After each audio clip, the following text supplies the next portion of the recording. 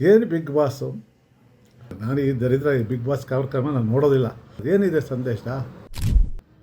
ಹೋಗ್ತಾರೆ ಒಳಗಡೆ ಲಲನೆಗಳು ಮಾಡಿಕೊಂಡು ಒಬ್ರಿಗೊಬ್ರು ಪ್ರೀತಿಸ್ಕೊಂಡು ಈಚೆ ಬಂದು ಮದುವೆ ಆದಮೇಲೆ ಕಿತ್ತೋಗೋಂಥ ವಿಷಯಗಳು ಬಿಗ್ ಬಾಸಿಂದ ಬಂದಿದೆ. ಗೆದ್ದವ್ರೇನು ಮಹಾನ್ ಸಾಧನೆ ಮಾಡಿಬಿಟ್ಟಿದ್ದಾರಾ? ಇಲ್ಲ ಕಾರ್ಗಿಲ್ ಯುದ್ಧ ಮಾಡಿ ಬರ್ತಾ ಇದ್ದಾರಾ? ಏನು ನಮ್ಮ ನಾಡಿನ ಸಂಸ್ಕೃತಿಗೆ ಏನಾದರೂ ಈ ಬೀದಿಗೆ ಬಂದಿದ್ದಾರಾ?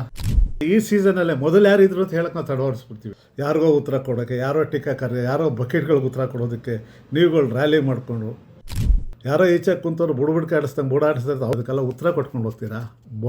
ಬೊಗಳ್ತಾನೆ ಇರ್ತವೆ.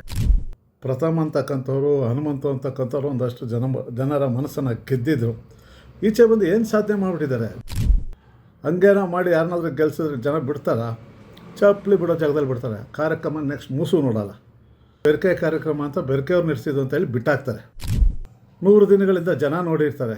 ಫಾರಿನ್ ಮೇಕಪ್ ಹಾಕ್ಕೊಂಡು ಇರೋ ಹಣ್ಣಿಗೂ ಹಾಗೆ ಕಿತ್ತಿರೋ ಹಣ್ಣಿಗೂ ವ್ಯತ್ಯಾಸ ಏನು ಅಂತ ತಿಳ್ಕೊಳ್ಳೋದು ಮನುಷ್ಯಂಗೆ ಇರೋಲ್ವಾ? ಇತ್ತೀಚೆಗೆ ಕೆಲವು ದಿನಗಳಿಂದ ಒಂದು ರೀತಿ ರಾಜ್ಯಕ್ಕೆ ಬೇಕೋ ಬೇಡೋ ಅನ್ನೋ ವಿಷಯ ಬಹಳ ದೊಡ್ಡ ಮಟ್ಟದಲ್ಲಿ ಟೀಕೆ, ಚರ್ಚೆ, ಒಂದು ರೀತಿ ಏನೋ ಇದು ಅತ್ಯದ್ಭುತವಾದಂಥ ವಿಷಯ ಅನ್ನೋ ರೀತಿ ಚರ್ಚೆ ಆಗ್ತಾಯಿದೆ. ಅದು ಬಿಗ್ ಬಾಸ್ ವಿಷಯ. ತಮಗೆಲ್ಲ ಗೊತ್ತಿದೆ. ಬಿಗ್ ಬಾಸ್ ಅಂತಕ್ಕಂಥ ಒಂದು ಸ್ಪರ್ಧಾತ್ಮಕ ಆದಂಥ ಒಂದು ಮನೋರಂಜನಾ ಕಾರ್ಯಕ್ರಮ ಅಂತ ಭಾವಿಸ್ಕೊಂಡಿದ್ವಿ. ಅದರಿಂದ ಏನು ಲಾಭ ಏನಿಲ್ಲ ಅಂತಕ್ಕಂಥದ್ದನ್ನ ನೀವೇ ಊಹಿಸ್ಕೊಳ್ಳಿ. ಏನು 12ನೇ ಸೀಸನ್ನು ಎಷ್ಟು ಜನಕ್ಕೆ ಇಲ್ಲಿವರೆಗೂ ಗೆದ್ದಿದ್ದಾರೆ ಅಂತಕ್ಕಂಥದ್ದು ನಿಮಗೆ ಗೊತ್ತಾ? ಗೆದ್ದವ್ರೇನು ಮಹಾನ್ ಸಾಧನೆ ಮಾಡಿಬಿಟ್ಟಿದ್ದಾರಾ? ಇಲ್ಲ ಕಾರ್ಗಿಲ್ ಯುದ್ಧ ಮಾಡಿ ಬರ್ತಾ ಇದ್ದಾರಾ? ಇಲ್ಲ ಸಿಂಧೂರ ಅಂತಕ್ಕಂಥ ಮೊನ್ನೆ ನಡೆದಂಥ ಸೈನಿಕರ ಒಂದು ದೊಡ್ಡ ನಮ್ಮ ಶಕ್ತಿ ಪ್ರದರ್ಶನ ಆಯ್ತಲ್ಲ, ನಮ್ಮ ದೇಶದ ಐಕ್ಯತೆಯನ್ನು ಎತ್ತಿ ಹಿಡಿಯುವಂಥ ಕೆಲಸ, ಅಂಥದ್ರಲ್ಲಿ ಏನಾದರೂ ಭಾಗವಹಿಸಿದಾರಾ? ಅಂಥವ್ರಿಗೆ ನೀವು ಈ ಕೋಟಿಗಟ್ಟಲೆ ಮಿಲಿಯನ್ಸ್ ಗಟ್ಟಲೆ ನೀವು ಅವ್ರಿಗೆ ತಮ್ಮ ಬೆಂಬಲವನ್ನು ವ್ಯಕ್ತಪಡಿಸಿದ್ರ ಅಂತಕ್ಕಂಥದ್ದನ್ನ ಆತ್ಮವಿಮರ್ಶೆ ಮಾಡ್ಕೊಳ್ಳಿ. ಏನು ಬಿಗ್ ಬಾಸು? ಅದು ಯೋಗ್ಯವಾದಂಥ ಕಾರ್ಯಕ್ರಮ, ಜನಪರವಾದಂಥ ಕಾರ್ಯಕ್ರಮ, ಸುಸಂಸ್ಕೃತ ಸಜ್ಜನರ ಅದರಿಂದ ರೂಪಿತವಾದಂಥ ಒಂದು ಕಾರ್ಯಕ್ರಮ, ಸಮಾಜಕ್ಕೆ ಏನೋ ಕೊಡುಗೆ ಇದೆ ಅನ್ನೋದಾದರೆ ಬೆಂಬಲಿಸಿ. ಏನಾಗಿದೆ ಅಲ್ಲಿ? ಸಮಾಜಕ್ಕೆ ಯಾವುದೂ ಬೇಡವಾದ ವಿಷಯ. ಹೋಗ್ತಾರೆ ಒಳಗಡೆ ಲಲನೆಗಳು ಮಾಡಿಕೊಂಡು ಒಬ್ರಿಗೊಬ್ರು ಪ್ರೀತಿಸ್ಕೊಂಡು ಈಚೆ ಬಂದು ಮದುವೆ ಆದಮೇಲೆ ಕಿತ್ತೋಗೋಂಥ ವಿಷಯಗಳು ಬಿಗ್ ಬಾಸಿಂದ ಬಂದಿದೆ. ಅನೇಕರು ಅದೇ ಗ್ರಾಮೀಣ ಸೊಗಡು ಅಂತಕ್ಕಂಥ ನಮ್ಮ ಪ್ರಥಮ ಅಂತಕ್ಕಂಥವ್ರು, ಹನುಮಂತು ಅಂತಕ್ಕಂಥವ್ರು ಒಂದಷ್ಟು ಜನರ ಮನಸ್ಸನ್ನು ಗೆದ್ದಿದ್ರು. ಈಚೆ ಬಂದು ಏನು ಸಾಧನೆ ಮಾಡಿಬಿಟ್ಟಿದ್ದಾರೆ. ದೇಶಕ್ಕೆ ಕೊಡುಗೆ ಏನು ಕೋಟಿಗಟ್ಟಲೆ ಮಿಲಿಯನ್ಸ್ ಗಟ್ಟಲೆ ಹಾಕಿದ್ದ ಏನು ಓಡಾಡ್ತಾ ಇದ್ದೀರಲ್ಲ, ಯಾರಿಗೋ ಉತ್ತರ ಕೊಡೋಕ್ಕೆ, ಯಾರೋ ಟೀಕಾಕಾರರಿಗೆ, ಯಾರೋ ಬಕೆಟ್ಗಳಿಗೆ ಉತ್ತರ ಕೊಡೋದಕ್ಕೆ ನೀವುಗಳು ರ್ಯಾಲಿ ಮಾಡಿಕೊಂಡು, ಪ್ರತಿಭೆ ಇದ್ದರೆ ಜನ ಆಯ್ಕೆ ಮಾಡೇ ಮಾಡ್ತಾರೆ. ಅದೊಂದು ಸುಸಂಸ್ಕೃತ ಸಜ್ಜನರ ಕಾರ್ಯಕ್ರಮವನ್ನು ಸಂಸ್ಥೆಯವರು ನೆರವೇರಿಸಿದ್ರೆ ಸರಿಯಾದ ಫಲಿತಾಂಶವನ್ನು ಕೊಡ್ತಾರೆ. ಒಂದು ವೇಳೆ ಸರಿಯಾದ ಫಲಿತಾಂಶ ಕೊಡಲಿಲ್ಲ ಅಂದರೆ ಆ ಸಂಸ್ಥೆಯವ್ರು ನಡೀತಕ್ಕಂಥ ಕಾರ್ಯಕ್ರಮ ಬೆರಕೆ ಕಾರ್ಯಕ್ರಮ ಅಂತ ಬೆರಕೆಯವ್ರು ನಡೆಸಿದ್ದು ಅಂತೇಳಿ ಬಿಟ್ಟಾಕ್ತಾರೆ. ಇಷ್ಟು ನಾವು ಮನಸ್ಸು ಇಟ್ಕೊಂಡ್ರೆ ಸಾಕಾಗಿತ್ತು. ಅದಕ್ಕೆ ಇತ್ತೀಚಿನ ಪೈಪೋಟಿಗಳು, ಇತ್ತೀಚಿನ ಏನು ಭಾರತದ ಸೈನಿಕರು ಸಹ ಇಂಥವ್ರಿಗೆ ಓಟ್ ಹಾಕಿ ಕಲಾವಿದರುಗಳು, ರೈತರು, ಮಣ್ಣಿನ ಮಕ್ಕಳು ಎಲ್ಲರೂ ಅಭಿಮಾನಕ್ಕೆ ಯಾರ್ದು ಏನು ಓಟ್ ಹಾಕಿ ಅಂತ ಹೇಳೋದ್ರಲ್ಲಿ ತಪ್ಪಿಲ್ಲ. ಆದರೆ ಎಲ್ಲೋ ಅದೊಂಥರ ವಿಕೋಪಕ್ಕೆ ಹೋದಂಗೆ ಹೋಗ್ತಾಯಿದೆ. ಸ್ಪರ್ಧಿಗಳು ಅವ್ರಿಗೆ ಈಚೆ ಏನು ನಡೀತದೆ ಅನ್ನೋದೇ ಗೊತ್ತಿರಲ್ಲ. ಈ ಟೀಕೆಗಳು ಅವ್ರ ಕುಟುಂಬದವ್ರು ನೋಡ್ತಿರ್ತಾರೆ, ಅವ್ರ ತಂದೆ ತಾಯಿ ನೋಡ್ತಿರ್ತಾರೆ. ಆ ಮಟ್ಟದಲ್ಲಿ ಕೆಟ್ಟವಾದಂಥ ವ್ಯಂಗ್ಯಾತ್ಮಕವಾದಂಥ ಪ್ರಹಸನಗಳನ್ನ ಸಾಮಾಜಿಕ ಜಾಲತಾಣದಲ್ಲಿ ಬಿಡೋದು, ಯಾರೋ ಈಚೆ ಕುಂತವ್ರು ಬುಡ್ಬುಡ್ಕೆ ಆಡಿಸ್ದಂಗೆ ಬುಡಾಡಿಸ್ತಾರೆ, ಅವ್ರಿಗೆ ನೀವು ಉತ್ತರ ಕೊಡೋದು, ಇದರ ಅವಶ್ಯಕತೆ ಇಲ್ಲ. ನಿಮಗೆಲ್ಲ ನಿಜವೂ ಆ ಸ್ವಾಭಿಮಾನ ಕೋಟಿಗಟ್ಟಲೆ ಈ ಮಣ್ಣಿನ ಸ್ಪರ್ಶ ಇರ್ತಕ್ಕಂಥ ಕೆಲಸಕ್ಕೆ ನೀವು ಗೌರವ ಕೊಡೋದಾರೆ ಕೊಡಿ. ರೈತರು, ಕಬ್ಬಿನ ಬೆಳೆಗಾರರು, ಜೋಳ ಬೆಳೆದವರು ವಾರಗಟ್ಟಲೆ ಉಪವಾಸ ಸತ್ಯಾಗ್ರಹ ಮಾಡಿ ಅದಕ್ಕೊಂದು ನಿಗದಿತವಾದ ವೈಜ್ಞಾನಿಕ ಬೆಲೆ ನಿಗದಿ ಮಾಡಿ ಅಂತ ರೈತರು ಮಾಡಿದ್ರು. ಅದಕ್ಕೇನಾದ್ರು ಕೋಟಿಗಟ್ಟಲೆ ಮಿಲಿಯನ್ಸ್ಗಳು ಕೊಟ್ರಾ? ನಮ್ಮ ಕರ್ನಾಟಕದ ಸಮಸ್ಯೆಗಳು ಭಾಳಷ್ಟಿದೆ. ನಮ್ಮ ಭಾಷೆ ಮೇಲೆ ಹಿಂದಿ ಹೇರಿಕೆ ಆಗ್ತಿದೆ. ದ್ವಿಭಾಷಾ ಸೂತ್ರವನ್ನು ಜಾರಿಗೆ ತನ್ನಿ ಅಂತ ಎಷ್ಟು ಒತ್ತಡ ಹಾಕಿದ್ರು ಮುಖ್ಯಮಂತ್ರಿಗಳು ಈ ಕೇಳಿಬಿಡ್ತಾ ಇದ್ದಾರೆ. ಗಡಿ ವಿಷಯಗಳಲ್ಲಿ ಕನ್ನಡಿಗರ ಅಸ್ಮಿತೆಗೆ ಧಕ್ಕೆ ತರುವಂಥ ಘಟನೆಗಳು ನಡೀತಿದೆ. ಹಾಗೆಯೇ ಮೇಕೆದಾಟು ಯೋಜನೆ ನೆನೆಗುದಿಗೆ ಬಿದ್ದಿದೆ. ಸರ್ಕಾರದ ವೈಯಕ್ತಿಕ ಲಾಭಕ್ಕೋಸ್ಕರ ಮೇಕೆದಾಟು ಕನ್ನಡಿಗರ ಮೇಲೆ ಹಕ್ಕು ಅಂತೇಳಿ ಪ್ರತಿಪಾದಿಸಿದ್ರು, ಅದಾಗ್ತಿಲ್ಲ. ಅದಕ್ಕೆ ನಿಮ್ಮ ಆಕ್ರೋಶ, ಅದಕ್ಕೆ ಬೆಂಬಲ.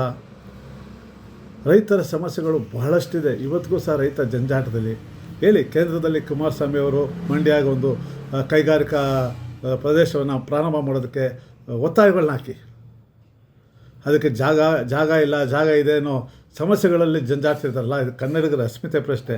ನಿಮ್ಮ ರಾಜಕೀಯ ಆಟಗಳಿಗೆ ಕನ್ನಡಿಗರ ಮನಸ್ಥಿತಿನ ಹಾಳು ಮಾಡಬೇಡಿ ಅಂತೇಳಿ ಒತ್ತಡಗಳು ಹಾಕಿ.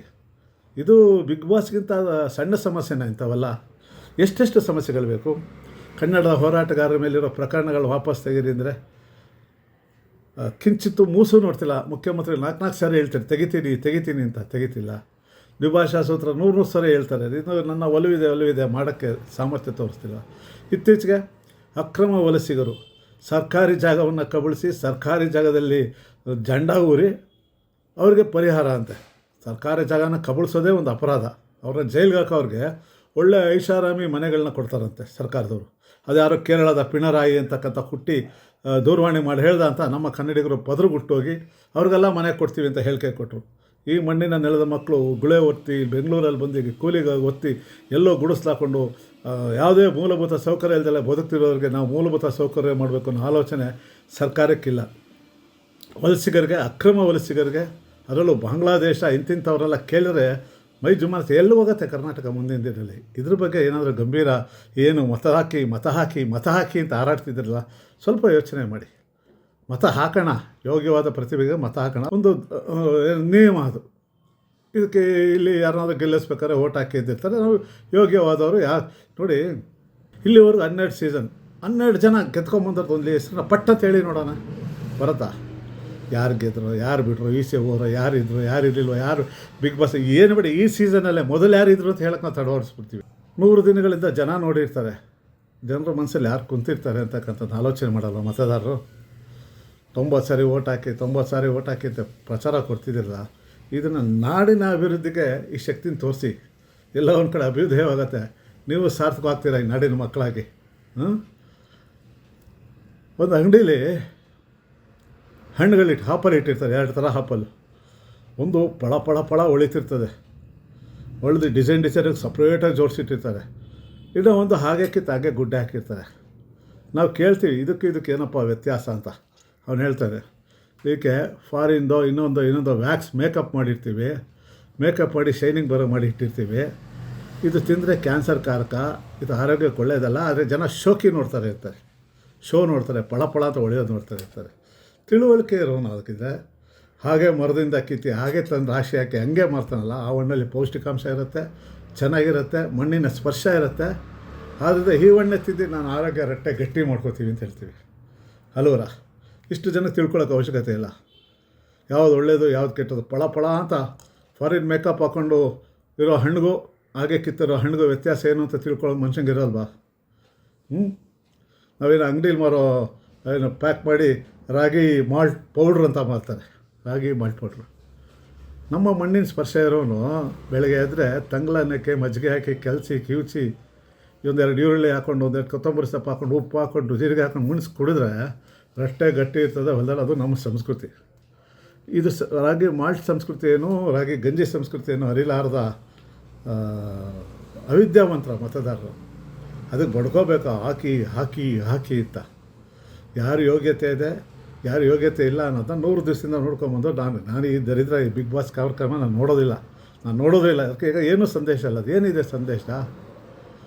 ಒಳಗಡೆ ಆಡೋದಲ್ಲ ನಮಗೆ ಸಂದೇಶವಾಗುತ್ತಾ? ಅದನ್ನು ಅರ್ತ್ಕೊಂಬಿಟ್ರೆ ಮನೆ ಮಠ ಹಾಳಾಗ್ಬಿಡುತ್ತೆ. ಏನು ನಾಟಕಗಳು, ಡ್ರಾಮಗಳು, ಅನಿರೂಪಕ ಹಾಕೋ ಡ್ರೆಸ್ಗಳು ಇವೆಲ್ಲ ನೋಡಿ ಹೆಂಗಿದೆ. ಕಸಾಯಖಾನೆಯಲ್ಲಿ ದನಿನ ಮಾಂಸ ಕಡಿಯೋನು ಹಾಕ್ತಾನಲ್ಲ ಡ್ರೆಸ್ಸು, ಅದು ನಾವು ಹಾಕ್ಕೊಂಡು ಆದರ್ಶನ ನಮಗೆ? ಏನು ನಮ್ಮ ನಾಡಿಗೆ ಸಂಸ್ಕೃತಿಗೆ ಏನಾದರೂ ಈ ಬೀದಿಗೆ ಬಂದಿದ್ದಾರಾ? ನಾವು ಭಾಷೆಗೆ ತೊಂದರೆ ಆದಾಗ ಬೀದಿಗೆ ಬಂದಿದ್ದಾರಾ? ನಮ್ಮ ನೆಲ ಜಲ ಕಾವೇರಿಗೆ ತೊಂದರೆ ಆದಾಗ ಬೀದಿಗೆ ಬಂದಿದ್ದಾರಾ? ಇವ್ರು ನಮಗೆಲ್ಲ ಆದರ್ಶನ? ಇವ್ರು ನಡೆಸ್ಕೊಡೋ ಕಾರ್ಯಕ್ರಮ ಅಭೂತಪೂರ್ವನ? ಸ್ವಲ್ಪ ಆಲೋಚನೆ ಮಾಡಿ. ಜನ ದಡ್ರಲ್ಲ. ಹೌದು, ಒಬ್ಬ ವ್ಯಕ್ತಿ ಮಾಡಿ ಹಳ್ಳಿಯಿಂದ ಬಂದವನು ನೋಡಿದವನು ಮಾಡ್ತೀವಿ, ಜನಕ್ಕೆ ಗೊತ್ತಾಗತ್ತೆ. ಹನುಮಂತ ಗೆಲ್ಲಿಲ್ವಾ? ಪ್ರಥಮ್ ಗೆಲ್ಲಿಲ್ವಾ? ಅಲ್ಲಿರಲಿಲ್ವ ಬೇರೆಯವರು ಇರಲಿಲ್ವೇನ್ರಿ? ಜನ ತೀರ್ಮಾನ. ಒಂದು ವೇಳೆ ಏನಾದರೂ ಇಲ್ಲಿ ಮೋಸ ಆಗಿದೆ ಅಂದರೆ ಅದು ಜನಕ್ಕೆ ಗೊತ್ತಾಗುತ್ತೆ. ನಾವು ಒಂದೇ ಅವೆಲ್ಲ ಹೇಳಿದೆ, ಇದೊಂದು ಸುಸಂಸ್ಕೃತ ಸಂಸ್ಕಾರವುಳ್ಳ ಸಜ್ಜನರ ಕಾರ್ಯಕ್ರಮ, TRPಗೋಸ್ಕರ ಮಾಡ್ತಾಯಿದ್ದೀವಿ. ಒಳ್ಳೆಯ ಕಾರ್ಯಕ್ರಮ ಕೊಟ್ಟರೆ ಜನ ಮೆಚ್ಚುತ್ತಾರೆ ಅಂತ ಕೊಟ್ಟರೆ ಸರಿ. ಕೇವಲ ದುಡ್ಡಿಗೆ ಅಡ್ಜಸ್ಟ್ಮೆಂಟು ಇನ್ನೊಂದೇನು ಮಾಡಿದ್ರೆ ಜನಕ್ಕೆ ಗೊತ್ತಾಗಲ್ವಾ? ಹಂಗೇನೋ ಮಾಡಿ ಯಾರನ್ನಾದ್ರೂ ಗೆಲ್ಸಿದ್ರೆ ಜನ ಬಿಡ್ತಾರಾ? ಚಪ್ಪಲಿ ಬಿಡೋ ಜಾಗದಲ್ಲಿ ಬಿಡ್ತಾರೆ. ಕಾರ್ಯಕ್ರಮ ನೆಕ್ಸ್ಟ್ ಮೂಸು ನೋಡೋಲ್ಲ. ಆದ್ದರಿಂದ ಇನ್ನು ಫಲಿತಾಂಶ ಬರೋಕ್ಕೆ ಮುಂಚೆನೇ 6 ಬಟ್ಟುಗಳಿರು. ಈ 6 ಬಟ್ಟುಗಳನ್ನ ನಾಡು, ನುಡಿ, ನೆಲ, ಜಲ, ಭಾಷೆ, ಸಂಸ್ಕೃತಿ, ಸಂಸ್ಕಾರ, ನಮ್ಮ ಜನ, ನಮ್ಮ ರೈತ, ನಮ್ಮ ಸಂಸ್ಕಾರ ಅನ್ನೋ ನಿಟ್ಟಿನಲ್ಲಿ ತೋರಿಸಿದ್ರೆ ಈ ನಾಡು ಖಂಡಿತವಾಗೂ ಅಭಿವೃದ್ಧಿ. ಇವತ್ತು ಜಾಗತೀಕರಣದ ಪ್ರಭಾವದಲ್ಲಿ ಭಾಷೆಯನ್ನು ಕಳ್ಕೊತಾ ಇದ್ದೀವಿ.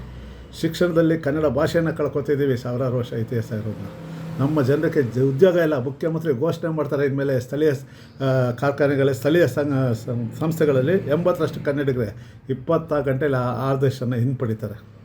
ಇಂಥ ದುರಂತದ ಸ್ಥಿತಿಯಲ್ಲಿ ಕನ್ನಡಿಗರು ಇದ್ದೀವಿ.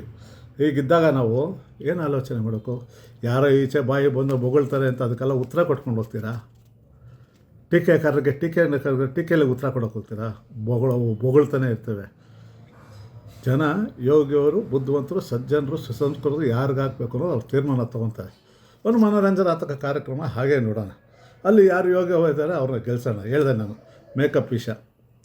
ಒಂದು ಹಣ್ಣಿಗೆ ವ್ಯಾಕ್ಸ್ ಹಾಕಿ ವ್ಯಾಕ್ಸ್ ಮೇಕಪ್ ಮಾಡಿ ತಿರ್ಕಿ ಇಟ್ಬಿಟ್ರೆ ಪಳ ಅಂತ ಉಳಿಯುತ್ತೆ ಲೈಟ್ ಬೆಳಕಲ್ಲಿ. ಸಾಮಾನ್ಯ ಹಣ್ಣು ಸೀಬೆಕಾಯಿಲಿರೋ ಸತ್ವ ಹೆಂಗಿರ್ತದೆ? ನಾವು ಮಾಡ್ಕೊಂಡು ಕುಡಿಯೋ ಗಂಜಿ ಹೆಂಗಿರುತ್ತೆ? ರಾಗಿ ಅಂಬ್ಲಿ, ರಾಗಿ ಮಾಲ್ಟ್ ಅಲ್ಲ, ರಾಗಿ ಅಂಬ್ಲಿ. ರಾಗಿ ಗಂಜಿ ಮಾಡಿ ಮಜ್ಜಿಗೆ ಹಾಕಿ ಈರುಳ್ಳಿ ಕುಯ್ದು ಹಾಕಿ ಕೊತ್ತಂಬರಿ ಸೊಪ್ಪು ಹಾಕಿ ಉಪ್ಪು ಹಾಕಿ ಕುಡಿದ್ರೆ ರಟ್ಟೆ ತೋಳು ಎಲ್ಲ ಗಟ್ಟಿಗಿರ್ತದೆ. ಯಾವನು ಬಂದರೂ ಏನು ಅಲ್ಲಾಡ್ಸೋಕ್ಕಾಗಲ್ಲ. ಅಷ್ಟೇ. ಅರ್ಥ ಆಯ್ತಲ್ವಾ? ಧನ್ಯವಾಗಲಿ. ಯೋಗ್ಯವಾದವ್ರು ಗೆಲ್ಲಿ, ಯೋಗ್ಯವಾದಂಥವ್ರಿಗೆ ಶುಭವಾಗಲಿ. ಒಳಗಿರೋ ಅಂಥವ್ರಿಗೆ ಯಾರೂ ಟೀಕೆಗಳು ಮಾಡಬೇಡಿ. ಅವ್ರಿಗೇನೂ ಗೊತ್ತಿರೋದಿಲ್ಲ.